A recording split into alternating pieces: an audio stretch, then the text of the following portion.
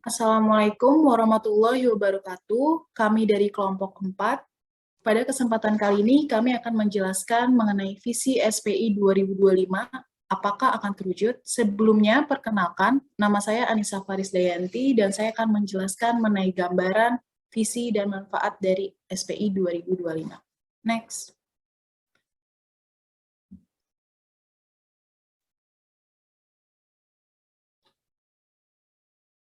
Dalam rangka merespon dan mendorong digitalisasi ekonomi dan keuangan, BI telah menginisiasi Blueprint Sistem Pembayaran Indonesia atau dikenal dengan BSPI 2025, yaitu panduan arah kebijakan Bank Indonesia di bidang sistem pembayaran pada era digital dalam rangka mendukung pembentukan ekosistem ekonomi dan keuangan digital yang kondusif. Adapun 5 visi dari BSPI 2025, yaitu yang pertama integrasi ekonomi keuangan digital nasional, digitalisasi perbankan, interlink antara fintech dan perbankan, keseimbangan inovasi dan consumer protection, kepentingan nasional dalam ekonomi keuangan digital antar negara. Selain itu, manfaat dari BSPI 2025 secara spesifik bagi pelaku ekonomi yaitu yang pertama, meningkatkan inklusi keuangan digital agar layanan sistem pembayaran dan jasa keuangan dapat dinikmati oleh masyarakat Indonesia secara luas.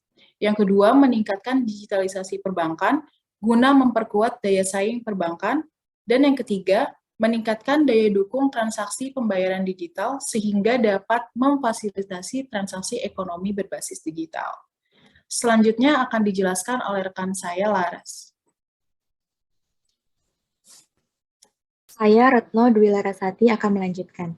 Inovasi digital di bidang ekonomi membuka peluang inklusivitas bagi masyarakat unbanked serta memperkuat stabilitas ekonomi. Namun, arus digitalisasi yang berlangsung tanpa kendali justru akan menjadi kontraproduktif bagi stabilitas makroekonomi dan keberlangsungan pertumbuhan ekonomi. Tantangan kebijakan bagi otoritas ekonomi di era digital, khususnya BI, adalah mencari keseimbangan antara upaya mengoptimalkan peluang inovasi digital dengan upaya untuk memitigasi risiko. BSPI 2025 menyoroti secara khusus pilar open banking, yaitu pendekatan yang memungkinkan bank membuka data dan informasi keuangan nasabahnya kepada pihak ketiga. Namun open banking seharusnya dilengkapi dengan mekanisme pengendalian risiko terkait proteksi data dan keamanan. Tren digitalisasi saat ini dipastikan sangat erat kaitannya dengan data pribadi, sementara Indonesia belum memiliki Undang-Undang Perlindungan Data Pribadi. CIPS menyatakan pertumbuhan ekonomi digital Indonesia yang terus meningkat belum diimbangi dengan perlindungan data pribadi yang memadai. Serangan cyber muncul sebagai risiko yang ditakuti di era digital seiring dengan semakin masifnya transaksi online. Berdasarkan data milik BSSN, pada tahun 2021 setidaknya sebanyak 994 juta kali telah terjadi serangan cyber di Indonesia. Estimasi kerugian akibat serangan cyber yang dirangkum oleh IMF di Indonesia pada periode semester 1 2020 sampai dengan semester 1 2021 adalah sebesar 246 miliar rupiah. Terkait dengan visi SPI nomor 4, yaitu SPI 2025 menjamin keseimbangan inovasi dengan consumer protection, integritas, dan stabilitas, tantangan berupa penyalahgunaan data dan serangan cyber harus ditangani dengan serius oleh BI. Jika tidak ditangani dengan serius dan tanpa kredibilitas serta integritas, kepercayaan masyarakat pada sistem keuangan akan tergerus. Bagi BI, arus digitalisasi yang salah arah justru akan mendistorsi peredaran uang serta mengganggu stabilitas moneter dan stabilitas sistem keuangan. Next. Saya Adira Nurul Iza, saya akan menjelaskan tentang shadow banking. Kemunculan digitalisasi layanan perbankan melalui financial technology atau fintech menimbulkan risiko shadow banking. Apa itu shadow banking? Shadow banking merupakan lembaga keuangan non-bank yang bertindak seperti bank, mulai dari mengumpulkan dana, menginvestasikannya ke berbagai aset, sampai dengan memberikan kredit bunga tinggi. Tetapi, shadow bank tidak tunduk pada pengawasan peraturan sistem perbankan. Umumnya, shadow bank ini mengambil ranah layanan keuangan yang tidak diambil atau tidak boleh diambil oleh bank konvensional, seperti dana ekuitas swasta, yang merupakan dana tertutup yang tidak terdaftar di bursa umum dan sering dianggap sebagai investasi alternatif. Dalam menjalankan dana ekuitas swasta, shadow bank ini biasanya menargetkan perusahaan-perusahaan startup karena mereka tidak memiliki akses ke pasar modal ataupun bank untuk mendapatkan pendanaan dikarenakan risiko perusahaan mereka yang tinggi. Keberadaan shadow banking ini juga memberikan dampak negatif pada sistem keuangan kita. Shadow banking dapat mengganggu stabilitas ekonomi karena adanya bunga kredit yang tinggi berpotensi menyebabkan non-performing loan atau kredit macet. Apabila terjadi gagal bayar, dapat merambat dan memicu krisis pada sistem keuangan secara keseluruhan. Maraknya praktik shadow banking ini juga dapat menjadi salah satu penyebab krisis keuangan global, seperti pada krisis keuangan global tahun 2008. Tantangan munculnya shadow banking ini merupakan tantangan yang serius dan harus ditindaklanjuti dengan tepat oleh Bank Indonesia.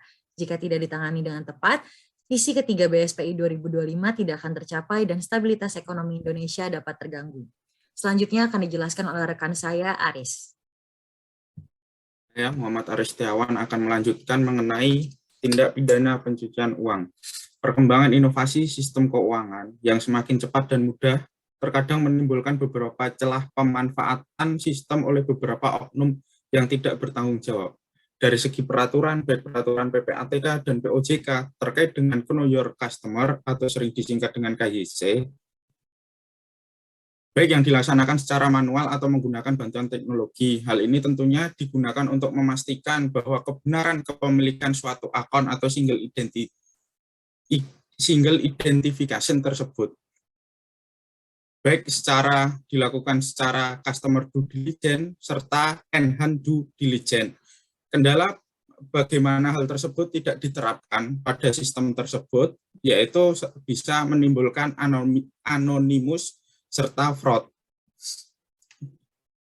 Sehingga dengan memaksimalkan penerapan KYC dan AML CFT yang ada dengan memanfaatkan beberapa teknologi baik secara regtech dan subtech itu untuk menjamin kebenaran suatu data.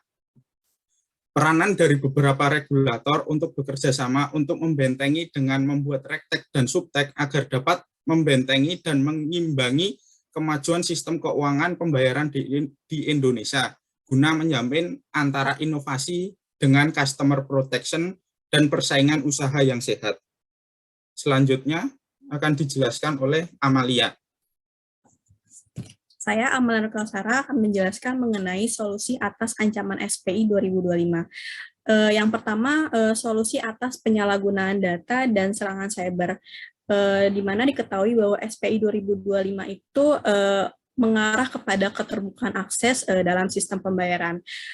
Ini tidak menjadi tolak ukur di mana data pribadi konsumen atas pengguna akan bocor. Di mana SPI 2025 ini akan menjamin bahwa data pribadi pengguna akan disimpan dengan aman. Ini menggunakan sistem artificial intelligence, yaitu regulatory technology dan supervisory technology. Lalu yang kedua, ada solusi dari shadow banking, di mana SPI 2025 menjamin interlink antara fintech dengan perbankan untuk menghindari resiko shadow banking.